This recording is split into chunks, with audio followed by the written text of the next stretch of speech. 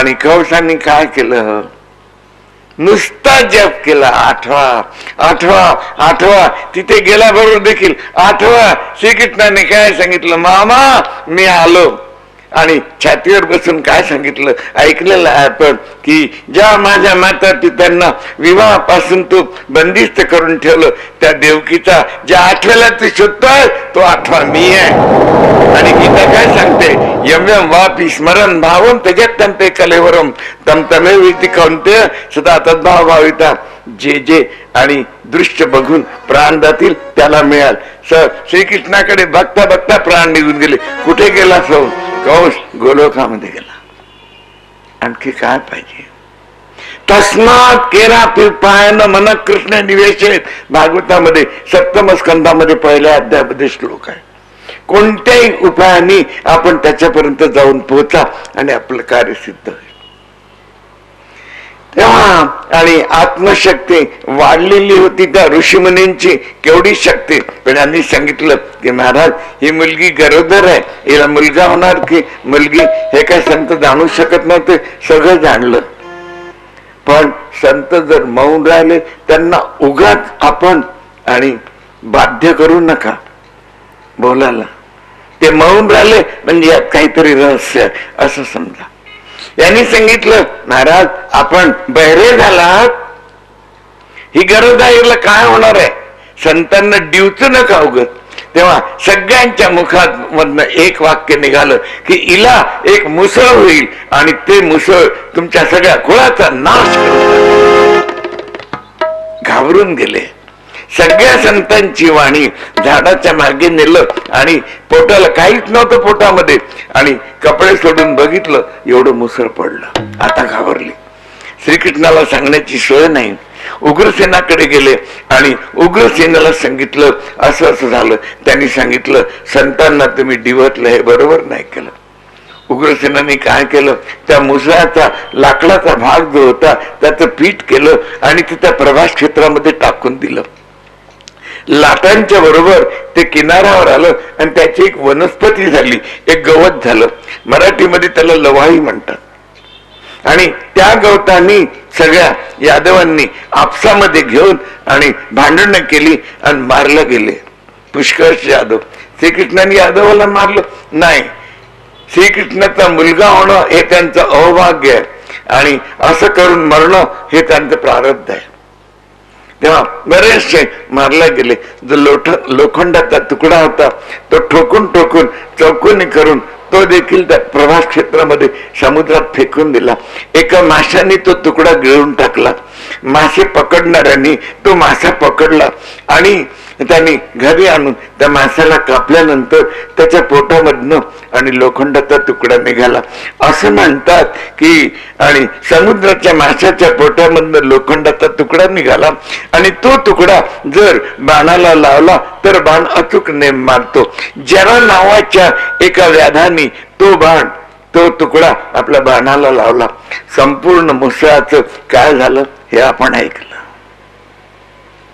इकडे श्रीकृष्णाला ही गोष्ट कळल्याबरोबर घाबरून गेले का नाही, हसले श्रीकृष्ण की आणि द्वारकेमध्ये उत्पात व्हायला लागले. दिवसा आणि घुबड ओरडायला लागली. कोलेकुई दिवसा आहे, कोलेकुई रात्री ऐकू येत असते पण कोलेकुई दिवसा ऐकू व्हायला लागली आणि घाडी थुरफुर करत तिथून जायला लागल्या. अपशकून व्हायला लागले आणि जाणाऱ्या माणसाला आपली परछाई उन्हामध्ये दिसनाशी झाली. हे सगळं मृत्यूचे लक्षण आहेत. आणि बादकांशांनी ओळखलं की मी जी समुद्राला वेळ दिली ती आलेली आहे. तेव्हा त्यांनी बघितलं की आता ती वेळ आलेली आहे. ताबडतोब तिथे नारद आले. नारदाला सांगितलं आणि नारद वसुदेवांनी नारदांची पूजा केली. श्रीकृष्णाने नारदाला सांगितलं की माझ्या बाबांना ब्रह्मविद्येचा उपदेश कर. लक्षात ठेवा श्रीकृष्णाच्या पित्याला देखील ब्रह्मविद्येच्या उपदेशाची आवश्यकता आहे.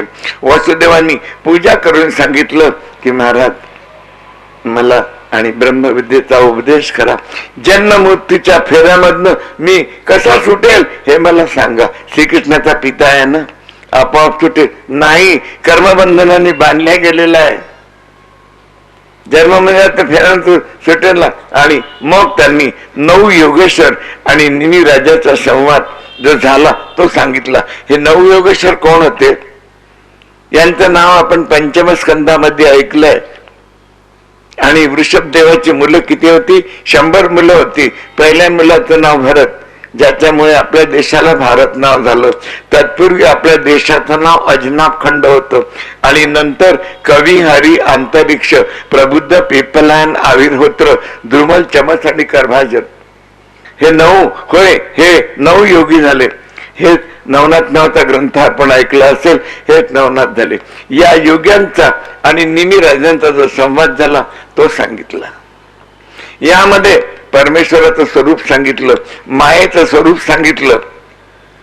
आणि मायेमध्ये जी ओळखला म्हणजे काय होतो, परमेश्वराशी आणि संलग्न झाला म्हणजे काय होतो, संसारात राहून भगवंताची प्राप्ती कशी होते, आणि नुसत्या संसारात अडकून राहिलं तर काय होतं. हा 9 योग्यांचा संवाद सगळं सांगितलं. भगवंताच्या लीलांचं वर्णन केलं, अवतारांचे नाव सांगितले.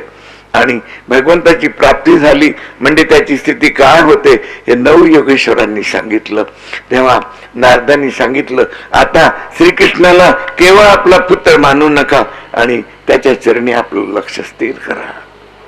प्रत्यक्ष परमेश्वर आपला पुत्र होऊन आलेला आहे. आणि नारद द्वारकेमध्ये उत्पात व्हायला लागल्यामुळे निघून गेले. इकडे भगवान श्रीकृष्णाने बघितलं की उत्पात होत आहेत, ती वेळ आलेली आहे. तरी द्वारकेला नमस्कार केला आणि दान निघून प्रभास क्षेत्रामध्ये एका अश्वत्थाच्या म्हणजे एका पिंपाच्या झाडाखाली जाऊन बसले. कुणाला सांगितलं नाही त्यांनी मी जातो आहे म्हणून. कुणाला सांगितले? रुक्मिणीला, काही मुलांना नाही. 16 जणांना कोणाला सांगितलं नाही. वसुदेव देवकी कोणाला देखील सांगितलं नाही. गेले. त्यांचे जे परम सखा उद्धवानी ओळखलं की श्रीकृष्ण दिसत नाही, उद्धवाला देखील सांगितलं नाही. तेव्हा उद्धव धावत तिथे गेले. उद्धवानी रडायला लागले, नमस्कार केला आणि श्रीकृष्णाने जवळ घेतलं. उद्धवा रडतोस का? आपण आपल्या धामामध्ये जाणार? म्हणाले हो. आपण मला देखील बरोबर घेऊन चला. श्रीकृष्णाने काय विचारलं? सुरुवातीच्या भागवताच्या आपण हेच ऐकलं होतं, तेच उद्धव गेले होते. आणि आता श्रीकृष्णांनी काय विचारलं? उद्धवा, तू येताना माझ्या बरोबर आलास? म्हणाले नाही. मग जाताना माझ्या बरोबर जाण्याचा काय अधिकार आहे? उद्धवा, या जगामध्ये कुणीही कुणाच्या बरोबर येत नाही आणि कुणीही कुणाच्या बरोबर जात नाही. प्रत्येकाला एकटं यावं लागतं आणि एकट्याच्या जगामधून निघून जावं लागतं. सगळे संबंध शरीराचे आहेत. मग आपले जे प्रेमी आहेत त्यांना आश्रय कुणाचा राहील? उद्धवा, मी माझं स्वरूप भागवतामध्ये ठेवतो. जो माझ्या भागवताचा आश्रय घेईल त्याला माझी प्राप्ती होईल. श्रीकृष्ण खोटं बोलले का? तुम्ही आम्ही खोटं बोललो? आपण भागवताचे नुसतं वाचलं आणि हे ऐकून घेतलं म्हणजे नाही, ते जर आपण आचरणात आणून बघा, म्हणजे याची आपण अनुभूती करा. अनुभूती केली की साक्षात्कार होणार. आणि व्यवहारातली पुष्कळशी उदाहरणं आम्ही आपल्याला सांगितलेली आहेत एवढ्या 7 दिवसामध्ये. तेव्हा तर आणि आपण त्याची अनुभूती करा. तर उद्धवा, कोणी कुणाच्या बरोबर येत नाही, कोणी कुणाच्या बरोबर जात नाही. उद्धवाने अनेक प्रश्न विचारले. श्रीकृष्णाने त्याची उत्तर दिली. उद्धवा, तू आणि आपलं मन भगवंताशिवाय कोणाला देऊ नकोस. कारण वेद सांगतात मनेव मनुष्यानाम कारण बंध मोक्ष बंधा विषयासंगी मोक्ष निरीक्षण सुतम. मनुष्याच्या बंधाला मोक्षाला कारण मन आहे. त्या मनाचा सेवक होतो. उद्धवा, तू कोणाची निंदा करू नकोस. तू कोणाची स्तुती ऐकून हुरळून जाऊ नकोस. आणि तर तू निंदा केली तरी तू त्यामध्ये अनुभवात चिडून जाऊ नकोस. तुकाराम महाराजांनी काय लिहिलं माहिती आहे का? निंदकाचे घर असावे शेजारी, निंदकाचं घर आपल्या शेजारी असावं, म्हणजे तो निंदा करत जाईल आणि पाप त्याला लागेल, आपल्याला पुण्य. कबीरदासजींनी थोडे पुढे गेले आणखी, की शेजारी म्हणजे दूर पडतो, आपल्या घरात न जा, त्याच्या घरात प्रवेश करा, तेव्हा आपल्या अंगणातच निंदकाचं घर बांधून द्या, एक झोपडी आपल्या खर्चानेच बांधून द्या. म्हणजे काय होईल? आमचे कबीरदासजी काय सांगतात बघा, निंदक नियरे राखिये आंगन कुटी चवा, निंदक नियरे राखिये आंगन कुटी चवा,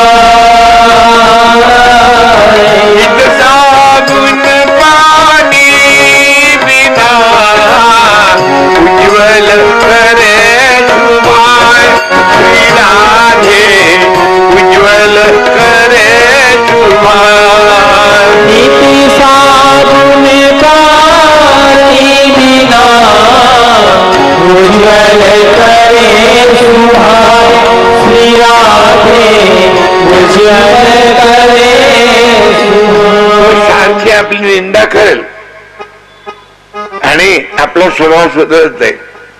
साबणाशिवाय पाण्याशिवाय तो तुमचा स्वभाव निर्मल करेल.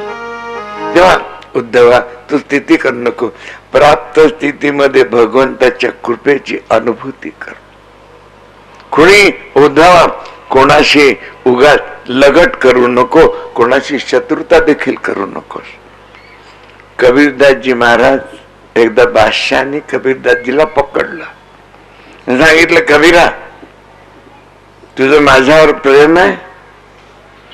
होय, माझ्यात आसक्ती आहे, मोहित नाही, माझ्याशी दुश्मनी आहे, मोहित नाही. मग कबीराने काय सांगितलं, तुझं कोणी आणि मित्र आहे म्हणाले? नाही. कोणी शत्रू आहे? नाही. मग हे सगळे तुझ्या मागे लागतात, ते काय करतात? आणि कबीर काय सांगतात बघा, कबीरा खड़ा बाजार में सबसे मांगे कबीरा खड़ा बाजार में सबसे मांगे नाकाबू से दोस्ती, नाकाबू बैर श्री राधे, नाकाबू से बैर, नाकाबू से दोस्ती, नाकाबू से बैर श्री राधे, नाकाबू से. कुणाबरोबर लगट नाही, कुणाबरोबर शत्रुता नाही, आणि सम प्रकाराने प्राप्त स्थितीमध्ये भगवंताच्या कृपेची अनुभूती करा. अनेक प्रश्न विचारले. मग जेव्हा गुरुबद्दल आलं, त्या गुरुबद्दल काय सांगितलं, आचार्य मामी जाणे नाव म्हणणे तर करीचित नमर्थ बुद्ध असुहेत सर्वदेवमय गुरु. गुरुला माईक पुरुष मानू नको. गुरुला ब्रह्मा म्हटलेलं आहे, गुरुला विष्णू म्हटलेलं आहे, गुरुला महेश म्हटलेलं आहे. का बरं? ब्रह्मदेवाचं काम आहे निर्माण करायचं. गुरु शिष्याचा जो अगोदरचं मन असते ते काढून आणि नवीन मन तयार करून देतो, म्हणून ब्रह्मा म्हटलंय. आणि भगवान शंकराचं काम आहे मुक्ती देण्याचं. गुरु सांसारिक संसारामध्ये राहून देखील कसं मुक्त व्हायचं हे सांगतो, म्हणून त्याला शंकर म्हटलेलं आहे. मुक्ती देण्याचं काम त्याचं आहे आणि विष्णूचं काम पालन करण्याचं आहे. आपल्या आणि शिष्याची आणि कोणत्या गुरुचे कितीही शिष्य असतो, प्रत्येक शिष्याकरता गुरुला चांगला गुरु असेल त्याला त्या शिष्याकरता साधना करावी लागते. जेव्हा आणि शिष्याच्या पाप पुण्याचा निवाडा होतो तेव्हा गुरुला तिथे बोलावलं जाते. गुरुगीता ऐका आपण. तिथे बोलावलं जाते आणि विचारलं जाते की यांनी एवढं पाप केलं, तुम्ही याला रोखला का नाही? याच्या पापातलं अर्ध पाप तुम्हाला भोगावं लागेल. प्रत्येक आणि चांगल्या गुरु म्हणजे प्रत्येक गुरु आपल्या जेवढे हजारो लाखो शिष्य असले तरी आपली साधना करताना त्यांचं स्मरण करतो आणि त्यांच्याकरता देखील त्याला साधना करावी लागते. खरा गुरुचं हे कर्तव्य असते. तेव्हा आणि गुरुला माईक पुरुष मानू नकोस तू. बघा, आणि गुरु शिक्षा गुरु अनेक असतात, दीक्षा गुरु एकच असतो. काही लोक असे भ्रमात पडतात, काहीतरी मूर्खासारखं विचारतात की महाराज आम्ही गुरु केलाय, अजून सद्गुरु केलाच नाही. आमच्याचकडे विचारतात गुरु केला. म्हटलं आम्हाला गुरु काय सद्गुरु काय हे नाही समजत. महाराज तुम्हाला नाही समजत? नाही. म्हटलं गुरु म्हणजे काय, सद्गुरु म्हणजे काय? म्हणाले महाराज तुम्हालाच नाही समजत, मग आम्हाला कसं समजेल? मग समजत नाही तर ह्या गोष्टी विचारता कशाला? कशाला? गुरु म्हणजे तुम्ही गुरु केला? म्हणाले हो. गुरुनी मंत्र दिला? हो दिला. त्याचा जप करता? हो. अनुभूती होते? हो. मग आता सद्गुरु कशाला पाहिजे? नाही असं म्हणतात की सद्गुरु कुठे लिहिलेलं आहे? कुणी लिहिलेलं असेल तर आम्हाला सांगावं, दाखवा, आम्हाला माहिती नाही. आमच्या आणि ऋग्वेद, यजुर्वेद, सामवेद, अथर्ववेद या वेदामध्ये नाही, उपनिषद नाही, कुठे आमच्या पाहण्यात आलेलं नाही. सांगावं की गुरु वेगळा असतो, सद्गुरु वेगळा असतो. तेव्हा मग आम्ही विचारतो की बरं त्याचा मंत्राचा जप चालू आहे, मग सद्गुरु केल्यानंतर त्या गुरुचा मंत्राचं जपाचं माळेचं काय करायचं? म्हटलं ते काय करायचं हेच आम्ही तुम्हाला विचारायला आलो. म्हटलं असं काय? हो. मग असं करा, जो गुरु केला, ज्याचा मंत्र केला तो गुरु, त्याची माळ, त्याचा मंत्र हे गुरु सहित सगळं विहिरीमध्ये टाकून द्या आणि नंतर सद्गुरु करायला या. मूर्खासारखं काहीतरी. हे बघा, शिक्षा गुरु अनेक असतात, दीक्षा गुरु एकच असतो. दीक्षा गुरुलाच मोक्ष गुरु म्हणतात आणि तो ब्रह्मप्राप्तीचा गुरु असतो. एकच असतो गुरु. 17 गुरु करू नये. माळ, मंत्र, गुरु आणि इष्ट देवता हे बदलू नये माणसाने. सगळ्या देवांशी प्रेम ठेवा, सगळ्यांचं भजन करा सगळं, पण इष्ट ठेवा. एका पतीवर तिचा पती एक असतो, पण घरातल्या सगळ्या लोकांबरोबर ती प्रेम करते की नाही, सगळ्यांची बरोबर चांगली वर्तणूक ठेवते की नाही, मग ते करते. आसक्ती पती बरोबर असते, तसं प्रेम सगळ्यांबरोबर ठेवा आणि आसक्ती एका देवामध्ये ठेवा. आपण बघितलेलं आहे, रुक्मिणी पूजा देवीची करते, पूजा देवीची करते, मनामध्ये कोण आहे? कृष्ण बसलेला आहे. मग देवीने म्हटलं काय, मनात कृष्ण माझी पूजा करते, फळीतून नाही. आपल्या मनामध्ये जे असेल ना ते देव पूर्ण करतो. तिने सांगितलं मी पूजा करते, तू देखील माझ्या ह्याच्याप्रमाणेच आहेस, गुरु प्रमाणेच आहेस तू, आणि माझ्यावरती आणि कृपा कर आणि मला कृष्ण मिळू दे. कोणत्याही देवतेबद्दल मनामध्ये दुर्भावना ठेवू नका. वेद सांगतात या महाराज आले, आमचे महाराज आले, यावरती या, इथे बसा, इथे बसा. आम्हाला कळलं काल तुम्ही येऊन गेले, पण जरा नाराजी होती वाटते तुमची, आम्हाला भेटायला आले नाही. या हे आणि कराय महाराज, आम्ही आमचं नाव बाळकृष्ण ठेवलेलं आहे. भागवत आमच्या पेक्षा उत्तम करतात. या इकडे बसा, असे नाही इथे बसा ना. तेव्हा तर काल आम्हाला सांगितलं, आम्हाला असं वाटलं थोडेसे चमकल्यासारखे दिसले हे, पण असं आहे की आता 83 वर्षाचं वय आहे आणि पोरगा तरुण आहे, त्यामुळे त्याला बरोबर लक्ष नाही राहिलं. आज लक्ष राहिल्यावर म्हटलं त्याला आमचं हो भाग्य की आज आमचा पाठीराखा कोणीतरी आलेला आहे. आता तरुण पोरगा बरोबर असला म्हणजे म्हाताऱ्याला भीती नाही वाटत. मग आता आम्ही कालच्यापेक्षा भागवत छान सांगू आज, कारण हा मोठा हुशार आहे भागवत सांगण्यात, आम्हालाही मागे टाकून देतो. असा आहे, असतो, कीर्तनही छान करतो. याचं नाव आहे बालकृष्ण महाराज कराळे, कुऱ्याचे राहणारे आहेत. हे उत्तम भागवत करतात. आणि असतो तेव्हा सर्वम खलिदम ब्रह्म, कोणत्याही देवतेबद्दल मनामध्ये दुर्भावना ठेवू नका, अजिबात नाही. आणि प्रेम सगळ्यांवर करा आणि इष्ट देवता एक ठेवा. तेव्हा आणि गुरु, मंत्र, मूर्ती हे बदलू नका कधी. हे एकच ठेवा. तर तेव्हा गुरु गीतेमध्ये सांगितलं ते आपल्याला सांगतो, तिथे ठेवा. तेव्हा शिक्षा गुरु एक असतो आणि दीक्षा गुरु अनेक असतात. अवधूत आणि दत्तात्रयांनी जे गुरु केले होते ते 24 गुरूंचं वर्णन आहे. आपले शिक्षा गुरु अनेक आहे. बघा, शिक्षा गुरु अनेक असतात. आपण पहिल्या वर्गात होतो, वेगळे गुरु होते. दुसऱ्या वर्गात होतो, वेगळे गुरु. तिसऱ्या वर्गात पुढे गेलो आपण आणि हायस्कूल मध्ये गेलो, गुरु वेगळे होत गेले. आणखी काही शिक्षण घेतलं, गुरु. याला शिक्षा गुरु म्हणतात. शिक्षा गुरु बदलत जातो. दीक्षा गुरु, ज्याला मोक्ष गुरु म्हणतात, ज्याला सद्गुरु म्हणतात, तो एकच असतो. 17 गुरु आणि करू नका. एकावरती विश्वास ठेवा आणि आपण चमत्कार बघा. मग तेव्हा तर 24 गुरूंचं वर्णन केलं आणि जगामध्ये ज्याच्याकडनं जे मिळेल ते घेऊन टाका, तो गुरु आपला.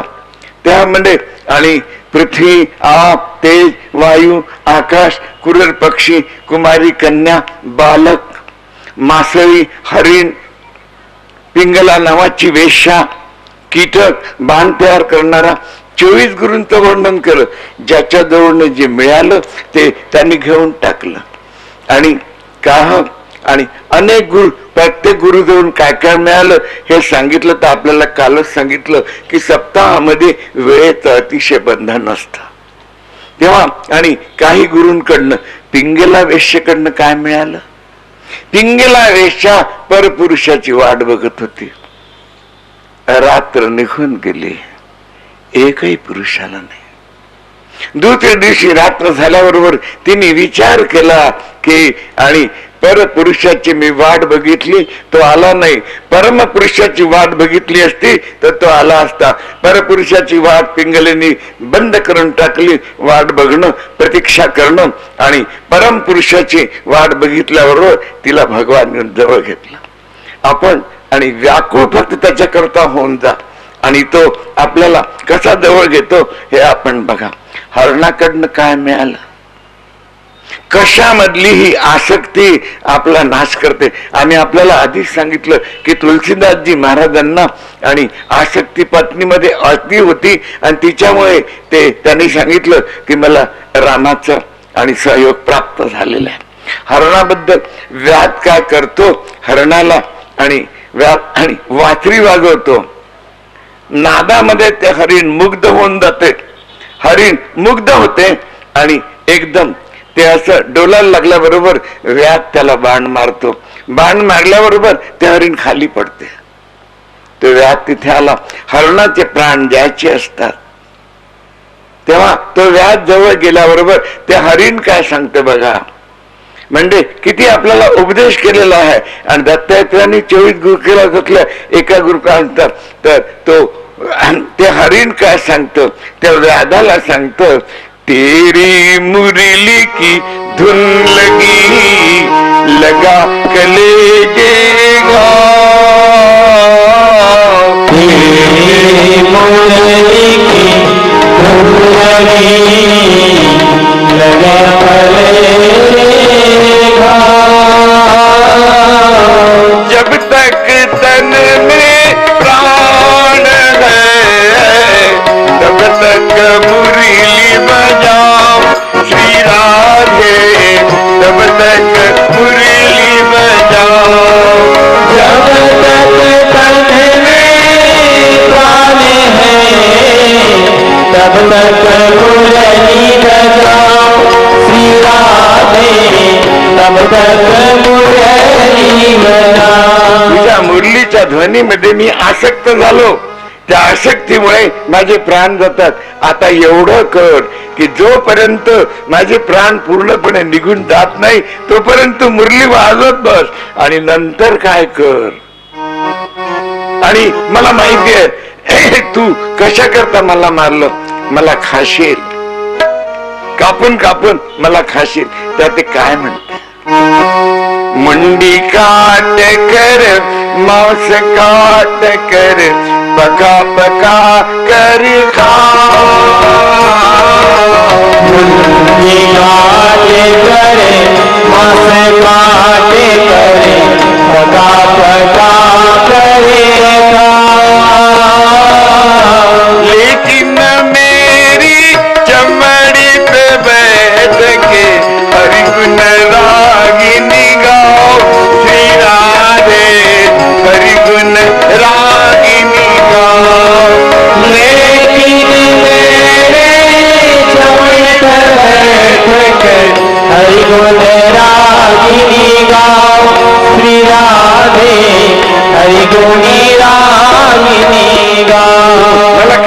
टाक, माझी मान कापून टाक, शरीर कापून टाक, खाऊन घे, पण माझ्या आणि जी माझी चांबडी आहे त्याच्यावर बसून भगवंताचं गुणगान कर. हरणाची चांबडी साधने करता अति पवित्र मानलेली आहे. याचं कारण हे आहे, सर्वस्व आपलं अर्पण करून देतो आणि सांगतो की माझ्या याच्यावर आणि तू बसून आणि भगवंताचं गुणगान कर. 24 गुरु मधला एक गुरु आहे हरण. तेव्हा 24 गुरूंचं वर्णन केलं आणि 24 दीक्षा गुरु, शिक्षा गुरु. उद्धवांनी सांगितलं की आपण माझ्यावर कृपा करा. उद्धवा, तुला मी मनुष्य जन्म देऊन तुझ्यावर अतिशय कृपा केली आहे. आपल्याला देवांनी मनुष्य जन्म दिला, ही आपल्यावर अतिशय कृपा आहे. 84 लक्ष योनीमध्ये फिरल्यानंतर मग मनुष्य जन्म प्राप्त होतो. आणि बघा, मनुष्य जन्म ती दुर्लभ आहे.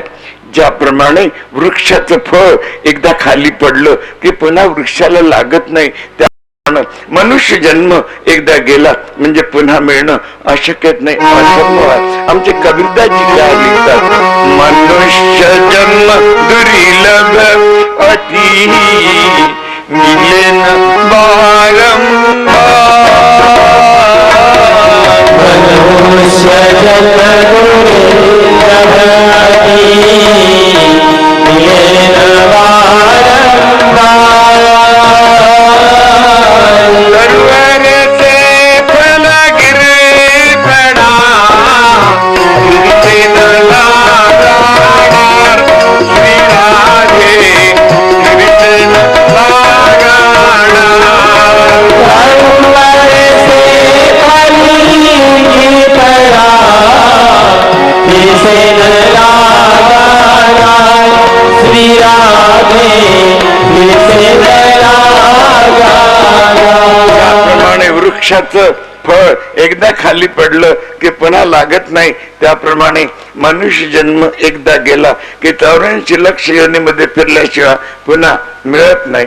तर उद्धवा, तुला मी मनुष्य जन्म दिला, ही तुझी अतिशय कृपा आहे. या मनुष्य जन्मामध्ये आणि इथे या 20व्या अध्यायामध्ये 17व्या श्लोकात सांगतात किती बघा, नृदेह माध्यम सुलभम सुदुर्लभम प्लवम सुकल्पम गुरुकर्णधारम मयानुकूलेन नभस्मतीरितम पुमान भवाभिम नतरेचात्मा.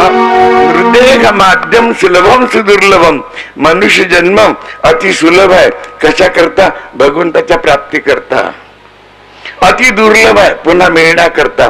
असा मनुष्य जन्म भगवंताच्या कृपेने मिळाला आणि त्यात जर आणि कीर्तन करणारा आणि भगवंताचं नामस्मरण करणारा, गुणगान करणारा गुरु मिळाला आणि त्यांनी दिलेल्या मंत्राचा सतत जप करून. आणि उद्धवा, जो आपलं कल्याण करून घेत नाही तो आत्मघातकी आहे. तू आत्मघातकी होऊ नकोस. तू आपलं कल्याण, तुला उपदेश करणं माझं काम आहे. तुझा आणि उद्धार करून उद्धारेद आत्मनात्मानं नात्मानं मौसादेत. गीता सांगते, गुरु उपदेश करेल, पण आपल्या आणि उद्धवा, गुरुबद्दल मनामध्ये सद्भावना ठेव आणि गुरुबद्दल मनामध्ये चुकून देखील दुर्भावना येऊ नये. गुरु म्हणजे हा बोध नाही आहे, गुरु हा मार्गदर्शक असतो. तेव्हा आणि तिथे सांगितलं, मी तुझ्या कल्याण उद्धवा, अरे तुला मनुष्य जन्म मिळाला, चांगल्या योनीमध्ये जन्म आलेला आणि अगदी नीच जातीमध्ये जरी असला आणि भगवंताचं गुणगान करत असला तर तो श्रेष्ठीपेक्षा देखील श्रेष्ठ मानला गेला. पुन्हा आणि गोसावीजींनी काय लिहिलं बघा, तुलसी भगत स्वपच भलो भजे रन दिन तुलसी भजन भजो भजे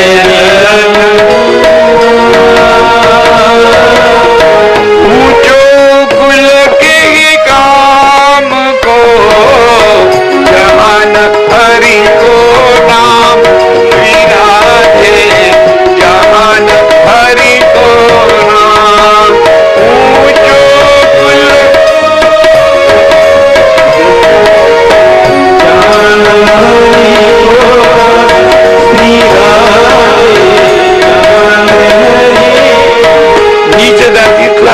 आणि भगवान भजन केला श्रेष्ठ आहे. उच्च कुळात जन्म घेऊन जो भगवंताचं नाव नाही घेत त्याचा जन्म व्यर्थ केला म्हणून समज. तो उद्धवा, तू भगवंताचं नाव सोडू नकोस. आता तू बद्रीनाथला जा. उद्धवाने सांगितलं, आपण देखील माझ्या बरोबर या. या शरीराने मी कुठे येऊ शकत नाही. अदृश्य रूपाने मी तुझ्या बरोबरच आहे. प्रत्येक गुरु अदृश्य रूपाने आपल्या शिष्याबरोबर असतो. शिष्याने जर तसा विचार केला तर त्याला अनुभूती जरूर येते. तेव्हा तर मी अदृश्य रूपाने. उद्धवानी सांगितलं, मला जेव्हा आपल्याला बघायचं होईल तेव्हा मी काय करू. प्रत्येक स्कंदात आणि कुठल्या ना कुठल्या माध्यमांनी सांगतात, उद्धवा जेव्हा तू एकांतात बसून माझ्याकरता व्याकुळ होशील, तुझ्या डोळ्यातून अश्रू येतील, तेव्हा मी तुझ्या पुढात आहे असं समज. आणि बघा, आणि काय लिहितात संत, दर परिदास बैठ कर जब सच्ची श्रद्धा पर तुल जाएगा, सरल हृदय करुणा निधान का जब आहों से धुल जाएगा, अश्रु बिंदु द्वारा बह बह कर जब मन का मल धुल जाएगा, तभी पतित पावन के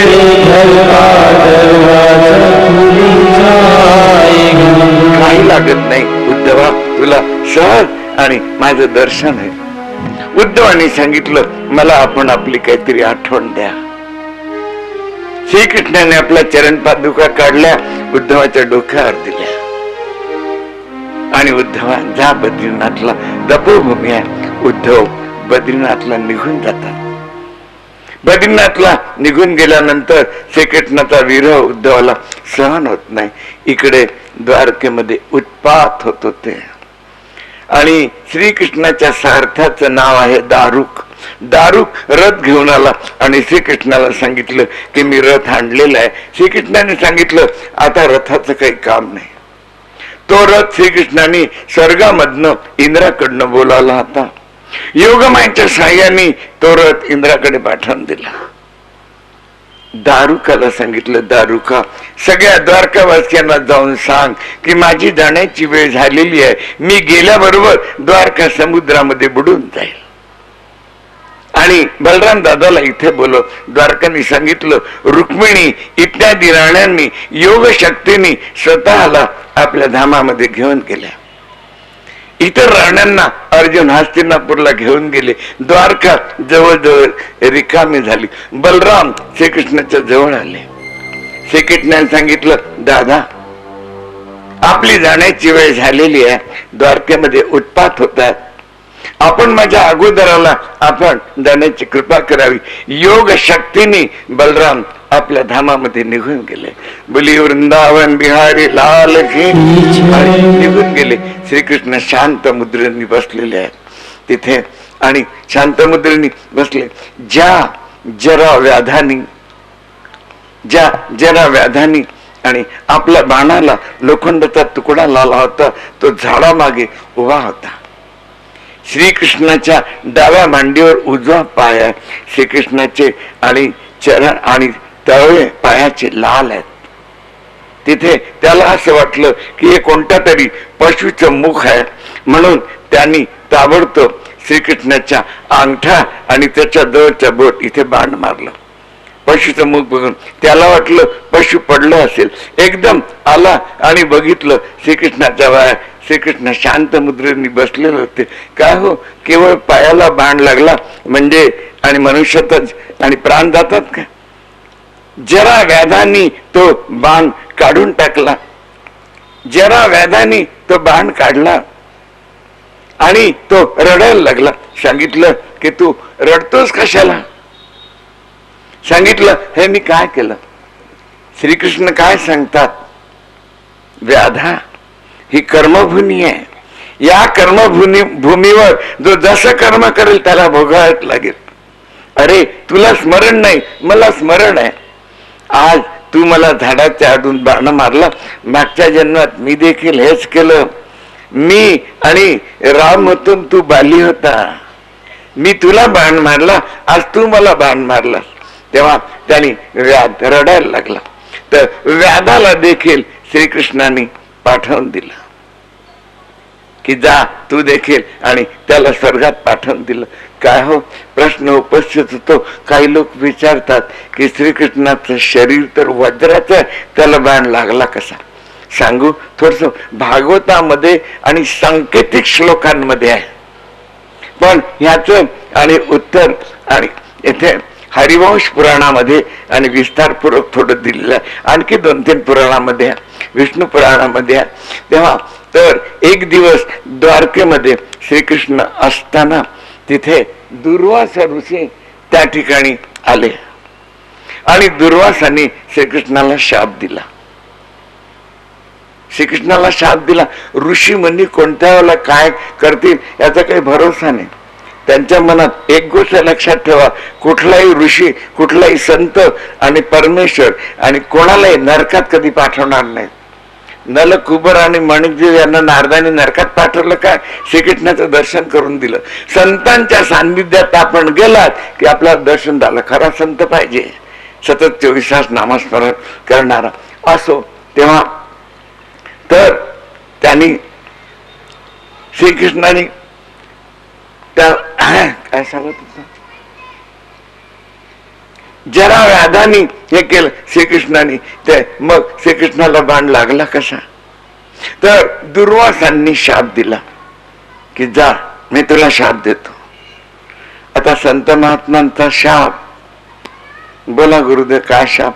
चांगल्यापैकी खीर करून आण. श्रीकृष्णाला वाटलं बाबा लोकांना फुकटचं खायला मिळते आणि चांगल्यापैकी खीर करून खायला मिळालं, फुकटचं खायला मिळते, त्यामुळे खाऊन खाऊन आणि महात्माला फुकटचं खायला मिळते, चांगले आणि गले लठ्ठ होतात बंद आणि तांबडे बंद होऊन जातात एकदम. ठीक आहे, आणतो, करून आणतो. करवून नाही, तू करून आण, तुला स्वतःला करायला लागेल. थोडे विचारात पडले द्वारकाधीश. यशोदेनी सगळं शिकवलं पण हे शिकवलंच नाही. आता काय करायचं? गेल्यानंतर उदास होते. रुक्मिणीने विचारलं काय झालं? दुर्वासांनी शाप दिला. काय शाप दिला? खीर करून आणायला सांगितली. मग ठीक आहे, मग एवढा विचार कशाला करता? मी करून देते ना सांगितलं रुक्मिणी, आणि करून नाही सांगितलं आणि स्वतःच्या हाताने करून आण. रुक्मिणीला वाटलं हे बरं झालं, कारण असं आहे की एक बायको असली म्हणजे तिची अडचण येते महिन्यामध्ये. इतके असल्या म्हणजे सगळ्यांची अडचण एकदम येते काय? म्हणजे पुरुषाला कामच नाही करून 16,108. मग काय, कधी बुवाला स्वयंपाक करायचं कामच नाही पडत. त्यामुळे सगळ्यांनी विचार केला हे बरं झालं, आज बुवावर हातात लागला. ठीक आहे म्हणाले, मग आता लवकर करा खीर. ठीक आहे म्हणाले, गॅसवर करतो. आणि रुक्मिणी सांगितलं सिलेंडर समाप्त झाला, सिलेंडर नाही आहे. मग चूल पेटवून दे. लाकडं नाही आहेत म्हणाले, तुम्हाला लाकडं आणावं लागतील आणि तुम्हाला लाकडं आणण्याची सवय आहे. गुरुच्या घरी गुरुनी हे सगळं शिकवलेलं आहे. घेऊन ठीक आहे लाकडं आणली. मग चूल कशी पेटवायची सांगितलं की तिकडे स्टोवर करतो, राखेल नाही. मग अशी लाकडं ठेवा, त्याच्यावर एक गोरीचा तुकडा घेतला, मध्ये ठेवलं ते आणि त्याला काड्याची पेटी लावून दिली. तर गोरीचा तुकडा जळून दिला. लाकडं इकडे जळलेलं आणि तिकडे जळलेलं. रुक्मिणी हे तर नाही झालं. आता कागद लावले, फू फू करतात इकडे आणि द्वारकाधीश मार मुकुट हे सगळं सांभाळतात. तिकडे घामाघूम झाले. राण्यांना मोठी मजा वाटते तिथे. आणि तर तिथे इकडे मग कागद कसा तरी जाळ पेटला, भांड ठेवलं. रुक्मिणी आता यात काय टाकू, पाणी किती टाकू? पाणी कशाला टाकायचं? दूध टाका.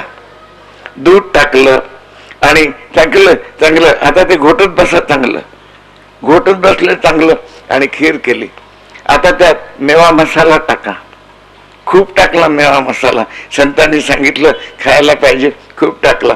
खीर केली, घेऊन गेले. दुर्वासांना सांगितलं की आणि खीर करून आणलेली आहे, थंड करून घे. थंड केली. महाराज आता नैवेद्य दाखवून आपल्याला देऊ. नाही, महात्मा लोक काय, देवांना देखील महात्मा बघा, जिथे देवाचं देखील ऐकलं जात नाही ते संतांचं ऐकलं जाते. भीष्माचार्यांच्या प्रसंगामध्ये आपण ऐकलं, श्रीकृष्णाचं धर्मराजाने ऐकलं नाही, भीष्माचार्यांचं ऐकावं लागलं. अर्जुनाला श्रीकृष्णाने गीता सांगितली आणि धर्मराजाला आणि विष्णू सहस्त्रनाम सांगितलं. कुरुक्षेत्रावरती आणि बाण शरशैवर पडलेली असताना विश्वामित्र तेव्हा तर सांगितलं थंड झाली हो, सगळ्या अंगाला खीर लावून घे. सगळ्यांना आश्चर्य वाटलं, वा रे बाबाजी, फुकटचा माल मिळाला सगळं आणि तुझ्या अंगाला लावून घे म्हणा खीर. श्रीकृष्णाने सगळ्या अंगाला खीर लावली थोडीशी आणि इथे लावताना वाटायला लागली काय किती सुंदर झालेली आहे.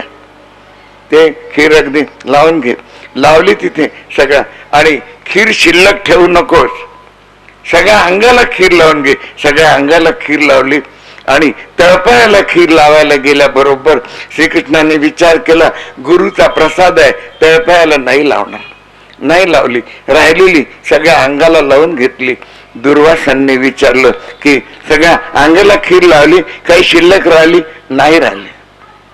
त्यांनी सांगितलं श्रीकृष्णा माझ्या जवळ आहे. जवळ आले, श्रीकृष्णाला जवळ घेतलं आणि सांगितलं तुझं सगळं शरीर वज्राचं झालेलं आहे आणि तुझं शरीर वज्राचं, ज्या ठिकाणी तू खीर लावली नाही तिथे तुला बाण लागेल. आणि ब्राह्मण वाक्य जनार्दना ब्राह्मणोचे मुख मासित भाऊराजन कृत वेद सांगतात की ब्राह्मण हे आणि त्याचं मुख आहे तिथे बाण लागेल. म्हणून सगळं शरीर वज्राचं झालं होतं, बाण इथे लागला. याचं कारण हे आहे. आणखी विवरण आणि पुढे केव्हा तरी प्रसंगाला म्हणजे आणखी विवरण याचं करू. तेव्हा तर आणि त्याला राधाला पाठवून दिलं. श्रीकृष्ण शांत मुद्रेने बसलेले आहेत. सगळ्या देवांनी त्यांना सांगितलं की आपण आपल्या धामामध्ये जाताना आमच्या आणि धामाला आपलं आणि चरण स्पर्श करून जा. सगळ्यांना हो सांगितलं पण कुठे आणि गेले नाहीत. एकदम जोराने वादळ आलं, पुष्पवृष्टी व्हायला लागली आणि श्रीकृष्ण कसे निघून गेले कोणाला कळलं नाही आणि देवता गुणगान करतात.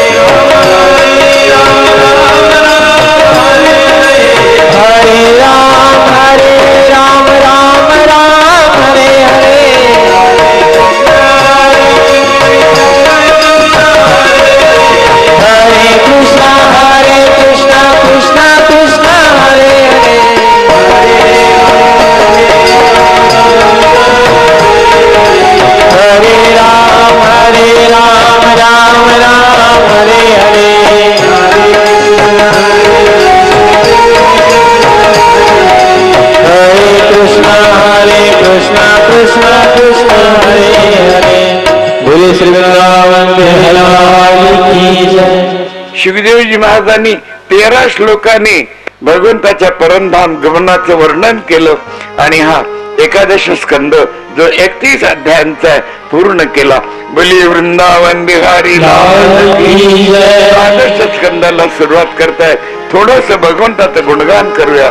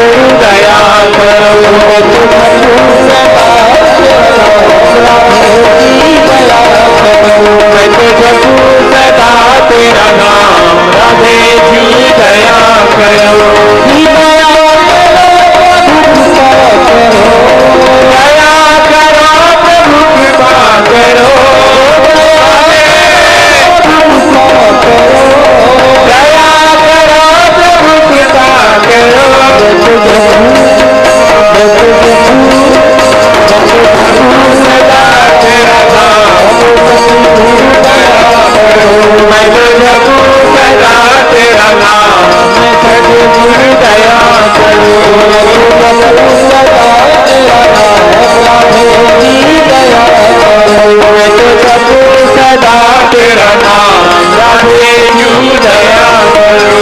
हरि भाव से आया भक्त तुम्हारे, द्वार पे आया भक्त तुम्हारे। हरि भाव से आया भक्त तुम्हारे, द्वार पे आया भक्त तुम्हारे। अपनी दया के खोलो द्वार, अपनी दया के खोलो द्वार।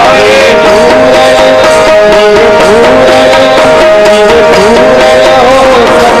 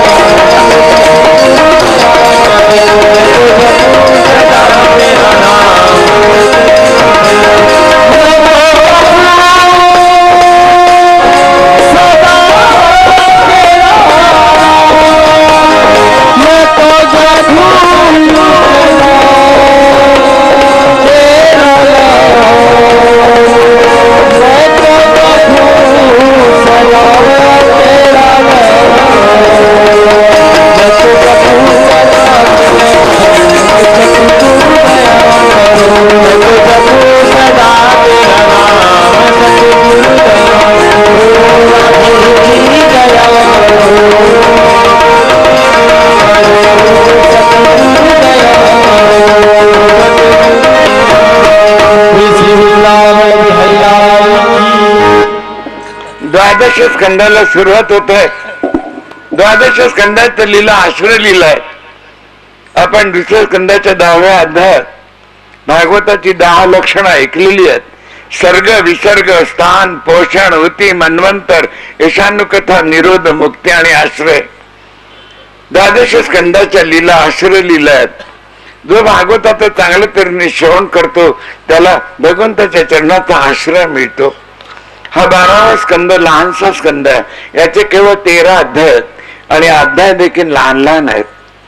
राजा परीक्षितांनी जेव्हा कलियुगाचं वर्णन ऐकलं तेव्हा सुखदेवजी महाराजांना विचारलं, महाराज आणि कलियुगाचं वर्णन आपण सांगितलं की कलियुगातला मनुष्य अशांत राहील आणि प्रत्येक जण स्वतःला मी अति ज्ञानी आहे समजेल. अनाचार, अत्याचार, व्यभिचार वाढत राहतील. पुत्र माता पित्यांचं ऐकणार नाहीत, शिष्य गुरुचं ऐकणार नाही. प्रत्येक जण स्वतःला अतिशय ज्ञानी समजेल. घराघरामध्ये कलह होतील. मग या कलियुगातून पार होण्याचा मार्ग कोणता? पहिल्या दुसऱ्या अध्यायात ते विचारलं तेव्हा दुसऱ्या अध्यायाच्या 52व्या श्लोकामध्ये 4 युगाची साधना सांगतात सुखदेवजी महाराज की राजा कृते यध्याय तो विष्णू त्रेतायाम यजितो मखैः द्वापरे परिचर्यायाम कलौ तद्धरि कीर्तनम्. युग किती आहेत? 4 युग आहेत. कृत, त्रेता, द्वापर आणि कली. कलियुगाचे वर्ष आहेत 4,32,000. याच्या अगोदर द्वापर युग. द्वापराचे वर्ष आहेत 8,64,000. याच्या अगोदर त्रेतायुग. त्रेतायुगाचे वर्ष आहेत 12,96,000 आणि याच्या अगोदर कृतयुग ज्याला आपण सत्ययुग म्हणतो त्याचे वर्ष आहेत 17,28,000. सगळ्यात कमी वर्ष कलियुगाचे आहेत. मग या कलियुगातून पावण्याचा मार्ग कोणता? 4 युगाची साधना सांगतात. कृते यध्याय तो विष्णू त्रेतायाम यजितो मखैः द्वापरे परिचर्यायाम कलौ तद्धरि कीर्तना. कृतयुगामध्ये कृतयुध्याय तो विष्णू त्याच्या ध्यानाने त्याची प्राप्ती होते. त्रेतायाम यजतो मखैः त्रेतायुगामध्ये यज्ञ यागानी. द्वापरे परिचर्यायाम द्वापरामध्ये पूजा अर्चनी आणि कलौ तद्धरि कीर्तनात कलियुगात केवळ त्याच्या कीर्तनाने त्याची प्राप्ती होते. गोस्वामीजी रामायणामध्ये उत्तरकांडामध्ये बघा कलियुगाबद्दल काय लिहितात.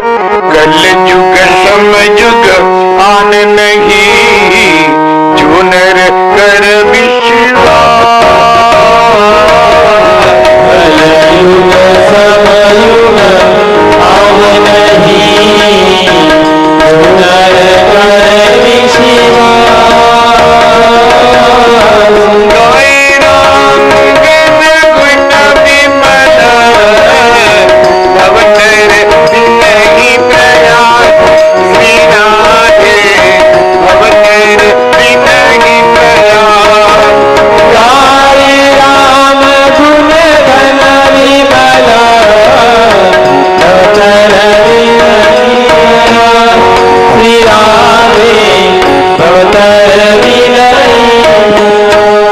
विश्वासपूर्वक भगवंताचं गुणगान करेल कलियुगात तो सहज भवसागरात पार होईल. नारद पुराणामध्ये नारद काय लिहितात बघा. हरेर नाम हरेर नामैव केवलम कलौ नास्त्यव नास्त्यव नास्त्यव गतिरन्यथा. कलियुगामध्ये हरिनाम हरिनाम हरिनाम केवळ हरिनामच आहे आणि दुसरी गती नाही नाही आणि नाही. युगायुगाची साधना सांगितली. मग राजांनी विचारलं की महाराज कलियुगामध्ये वंश कोणाचा चालेल? सांगितलं आणि जरासंधाचा पिता बृहद्रथ त्याच्या वंशातला पुरंजय नावाचा राजा राज्य करत राहील. तेव्हा त्याच्या आणि मुख्यमंत्र्याचं नाव शुनक. शुनक हा पुरंजयचा वध करून आपला मुलगा प्रद्योष याला गादीवर बसवेल आणि तो या वंशातला शेवटचा राजा होईल. त्याच्यानंतर आणि कलियुगामध्ये बघा जे जे राजे आणि तेव्हा झालेले नव्हते ते होतील असं सुखदेवजी महाराजांनी भविष्यवाणी केली होती. नंद, अशोक, चंद्रगुप्त हे राजे होतील. इतिहास ज्यांनी घेतला असेल त्यांना माहिती आहे नंद, अशोक, चंद्रगुप्त हे राजे होऊन गेलेले आहेत. तेव्हा व्हायचे होते, त्यानंतर हे राजे होतील आणि त्यानंतर आणि 8 यवन लोक राज्य करतील. मुसलमानांचं राज्य येणार होतं हे तेव्हा सांगितलं. 8 मुसलमान राजे होऊन गेले होते. त्यानंतर 10 गोरे लोक राज्य करतील. म्हणजे ब्रिटिशांचं राज्य येणार होतं ते, आणि ते सांगितलं. आणि तेव्हा तर ते ब्रिटिशांचे आणि 10 राजे होऊन जातील. आणि त्यानंतर आणि 11 राजे लुटारू राहतील. त्याच्यानंतर पूर्ण हिशोब केला बरोबर 11 लोकसभा झालेल्या आहेत. आणि लुटारू याचा अर्थ काय की फक्त प्रजेच्या खिशातलं धन काढून घ्यायचं नाही, स्वतः राज्यकर्त्यांनी ऐशारामात राहायचं आणि कराच्या रुपयाने प्रजेकडनं आणि धन वसूल करायचं. ही देखील लूट आहे बरोबर. आणि 11 हे झाले होते. सुज्ञाची सांगणे न लगे, समजदार को इशारा काफी आहे. जास्त राजकारणात आम्ही प्रवेश करू इच्छित नाही, आमचा प्रांत नाही आहे तो. तेव्हा असतो तेव्हा आणि नंतर काही दिवस स्थिती डावाडोल राहील. कोणी राजा स्थिर राहणार नाही, अस्थिर. आजची जी स्थिती आहे ती देखील त्यांनी लिहिलेली आहे. आणि नंतर काही कालाने आणि एक राज्य सुव्यवस्थित चालेल. हे बघा भाकीत आहे. आणि डार्विनने देखील आणि आपल्या आणि ह्याच्यामध्ये भाकीत केलं आहे की पुढे आणि राज्य हिंदूंचं चालेल आणि हिंदूंचं वर्चस्व आणि सगळ्या लोकांवर, सगळ्या देशांवरती हिंदूंचं वर्चस्व होईल असं भाकीत केलं आहे. तेव्हा तर ही युगायुगाची माहिती सांगितली. 5व्या अध्यायामध्ये केवळ 10 श्लोकामध्ये समस्त भागवताचं रहस्य सांगून टाकलं शुकदेवजी महाराजांनी. 5व्या अध्यायामध्ये 10 श्लोकामध्ये फक्त रहस्य सांगितलं संक्षिप्तपणे. आणि राजाला सांगितलं की राजा, माझा मृत्यू होईल ही पशुभावना सोडून दे. मृत्यू शरीरात होतो, आत्मा अमर आहे. एका पाण्याचे 100 घागरी भरून ठेवल्यात, त्या चंद्राचं प्रतिबिंब पडतं. एक घागर फुटून गेली म्हणजे चंद्र नष्ट नाही झाला, प्रतिबिंब नष्ट झाला, बिंब तिथेच आहे. त्याप्रमाणे आणि हे जे आपले शरीर आहे हे सगळे बिंब आणि प्रतिबिंब आहेत. बिंब तिथल्या तिथेच आहे.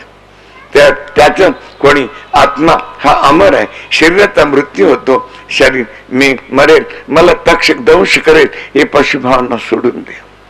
आता राजा परीक्षिताची परीक्षा घेत आहे की राजा अजून काय विचारायचं असेल ते विचारून घे, कारण तक्षक येण्याची वेळ झालेली आहे आणि मी जोपर्यंत इथे आहे तोपर्यंत तक्षक इथे येणार नाही. मग राजा सांगू शकत होते की मग आपण नेहमी मला आपल्या बरोबर ठेवा म्हणजे मला तक्षकाची भीती राहणार नाही. तेव्हा राजांनी काय सांगितलं, महाराज आपण माझी ब्रह्मभावना स्थिर करून दिलेली आहे. आता एक नाही शेकडो तक्षक आले तरी मला त्याची भीती नाही वाटत. महत्वपूर्ण श्लोक 11 स्कंदात देखील आलाय आणि 12 स्कंदात देखील. भिद्यते हृदय ग्रंथी छिद्यंते सर्व संशया क्षीयंते चाच शर्माणी मयी दृष्टे केला आत्मनी. हृदयाच्या सगळ्या ग्रंथी उघडून दिलेल्या आहेत, सगळ्या शंकांचं समाधान झालेलं आहे. आणि मला असा भास होतोय की परमेश्वर आपल्या मांडीवर बसायला मला बोलवत आहे. विचारून घे. आणि एकच नाही शेकडो तक्षक आले तरी माझा आता काही करू शकणार नाही. मग राजा आता मला जाण्याची आज्ञा दे, अनुमती दे. राजाने सांगितलं, महाराज जाण्यापूर्वी मला आपली पूजा करायची आहे. ज्या ठिकाणी भागवत सांगत होते शुकताला त्या ठिकाणी आम्ही आपल्याला सांगितलं